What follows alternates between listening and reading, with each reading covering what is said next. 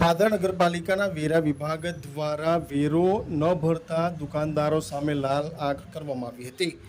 ત્રિકમજી મંદિરના શોપિંગ સેન્ટરમાં આવેલ કુલ 15 દુકાનોના વેરા બાકી પડતા કડક કાર્યવાહી હાથ ધરવામાં આવી હતી, જેમાં છેલ્લા 3 વર્ષથી બાકી પડતા વેરાના કારણે કાર્યવાહી હાથ ધરવામાં આવી હતી।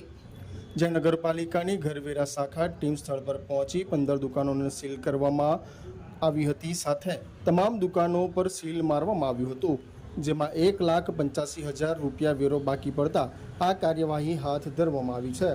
ખાસ કરીને જે રીતે વાત કરવામાં આવે તો પાદરા નગરપાલિકા દ્વારા હવે કડક કાર્યવાહી કરવામાં આવી રહી છે। જે લોકો છે તે વેરો ભરતા નથી તેઓ સામે આ કાર્યવાહી હાથ ધરવામાં આવી છે।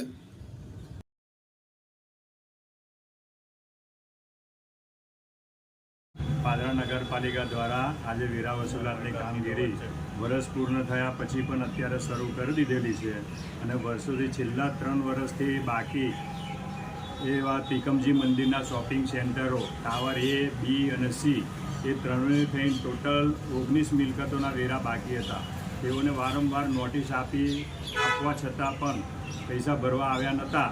તો આજે અમે 16 મિલકતોને સીલ કરેલી છે અને એમાંથી 3ના ચેક આવી ગયા છે। 28,084ના ચેક આવ્યા છે, બાકીની 1,85,784 રૂપિયાની મિલકત બાકી બતાવે છે। આ શોપિંગ સેન્ટર કયું છે, કોનું છે અને કોણ હાલમાં ભોગવટા છે? ત્રિકમજી મંદિર, ગુરુ મહંત બાલકદાસજી, ગુરુ બાલકદાસજી અને ભોગવટામાં કોણ? માધવ કબજેદાર તરીકે પટેલ વિક્રમભાઈ ચંદુભાઈ છે।